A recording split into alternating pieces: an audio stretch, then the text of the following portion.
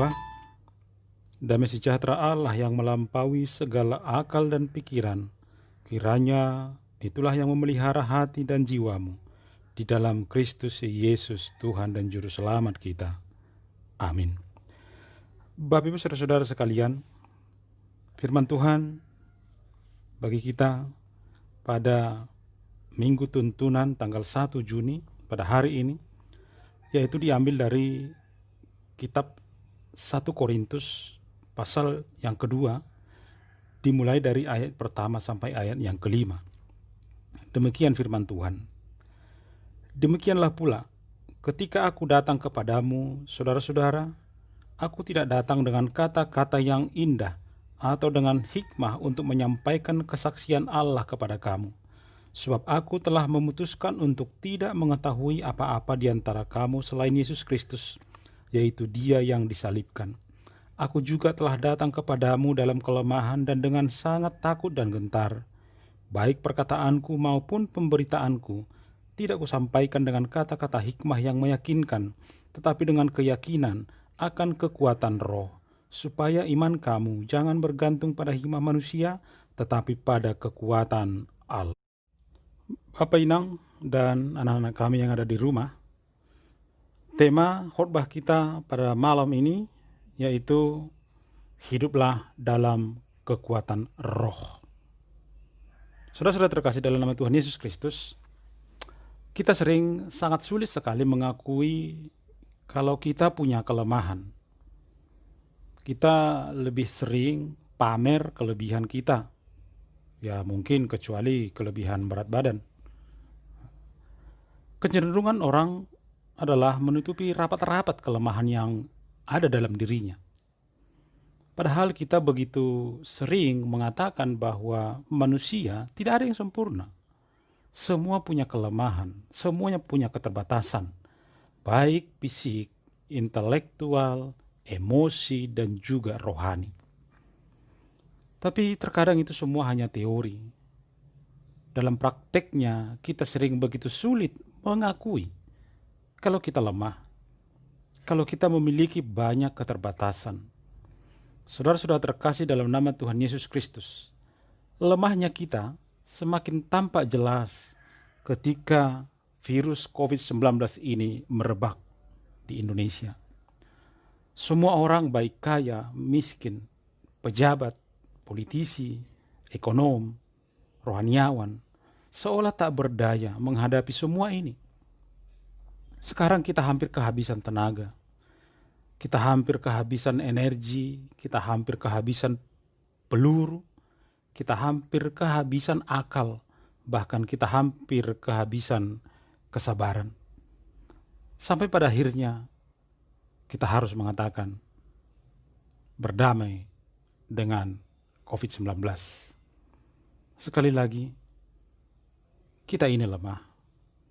Kita ini punya keterbatasan. Bapak Inang, anak-anak kami di rumah, hal yang sama juga Paulus katakan di jemaat Korintus. Jemaat yang sedang merebak ketika itu virus yang menggerogoti jemaat Korintus. Virus apa? Ada virus napa malo-malohon. Mereka merasa paling pintar dan paling berhikmah. Ada virus perpecahan dan perbedaan. Ada virus yang merasa hebat, bahkan menghebatkan diri, memegahkan diri. Ada virus tinggi hati dan kesombongan. Bagaimana mungkin Injil diberitakan jika virus seperti ini merebak? Jika virus seperti ini masih ada di antara mereka, bahkan di antara kita. Saat Paulus datang memberitakan Injil, orang beranggapan bahwa Paulus adalah orang hebat, paling berhikmah, seorang teolog handal, murid Gamaliel, sosok yang sempurna karena terpelajar, dan mereka menganggap ini menjadi kunci sukses untuk menyampaikan tentang hikmah. Ternyata anggapan mereka itu salah. Ternyata Paulus tidak mau bermegah dengan semuanya itu. Tapi dia datang kepada mereka yang merasa hebat, yang merasa sempurna dengan mengatakan, "Aku datang kepadamu dengan kelemahanku." Dalam bahasa lain disebutkan dengan penderitaanku.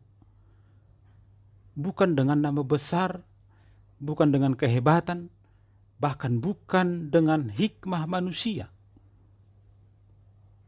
Tapi dia datang dalam keyakinan, kepercayaan oleh kekuatan roh dan hikmah Allah. Inilah yang Paulus ajarkan bagi mereka dan bagi kita melalui khotbah hari ini. Bapak Inang, pasti semua kita memiliki kelemahan, dan tidak jarang itu menjadi penghalang bagi kita untuk melangkah maju. Tapi jangan mundur.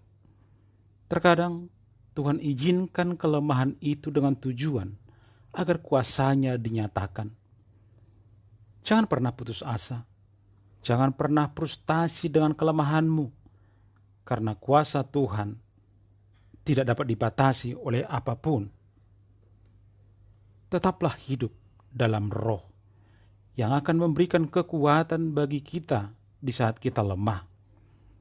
Roh inilah yang menutupi kelemahan kita, yang menutupi keterbatasan kita.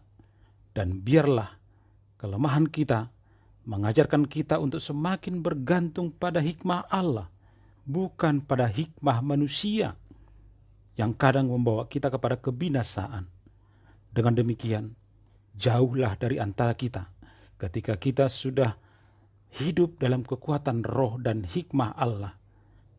Kita terhindar dari virus napa malo-malohon, virus napa jutul-jutulhon, virus perpecahan pertinggilan, virus tinggi hati, bahkan virus yang merasa diri paling hebat seperti yang terjadi di jemaat Korintus. Karena semuanya itu kita sudah semakin memahami bahwa kita hidup dalam kekuatan roh yang daripada Allah yang telah dicurahkan atas kita, dan inilah yang menguatkan kita, yang menutupi segala kelemahan kita, yang menutupi segala keterbatasan kita. Mari Bapak Inang, anak-anak kami, hiduplah dalam kekuatan roh yang daripada Tuhan yang telah dicurahkan atas kita, dan kita akan hidup senantiasa melakukan apa yang berkenan di mata Tuhan. Hidup dalam kekuatan oleh roh akan tampak ketika hidup kita disukai oleh orang lain dan juga oleh Tuhan.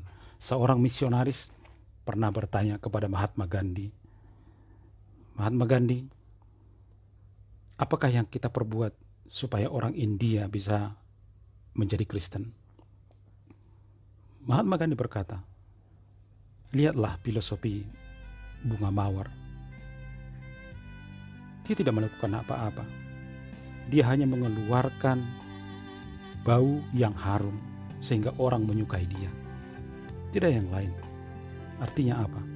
Sebagai orang yang sudah hidup dalam roh, marilah selalu mengeluarkan bau harum, baik dalam pembicaraan kita, pikiran kita, lakah-lakata, pakon ahap haganupan ehor jauh kita di dunia on. Kita berdoa. Bapa di surga, terima kasih Tuhan buat firman Tuhan yang boleh kami dengarkan pada hari ini. Biarlah kami hidup di dalam kekuatan yang daripadamu. Biarkan Rohul Kudus-Mu yang menutupi segala kelemahan dan keterbatasan kami. Di saat-saat seperti ini Tuhan, kami betul-betul memiliki banyak kelemahan dan keterbatasan. Tapi kami percaya ketika kami hidup mengandalkan hikmah yang daripada Allah, kami akan menjalani hidup ini senantiasa di dalam penyertaan Tuhan. Bapa di surga, kami menserahkan hidup kami ke dalam tangan Tuhan. Biarlah Tuhan yang memelihara kami, yang menyertai kami, dan menolong kami atas apapun yang kami alami di dunia ini, sehingga segala virus yang boleh menjauhkan kami daripada Tuhan, itu boleh kami nyatakan seluruhnya ke dalam tangan Tuhan, karena Tuhan akan bertindak untuk memberikan hidup baru bagi kami. Terima kasih Tuhan, dalam nama Tuhan Yesus Kristus kami berdoa dan mengucap syukur. Amin.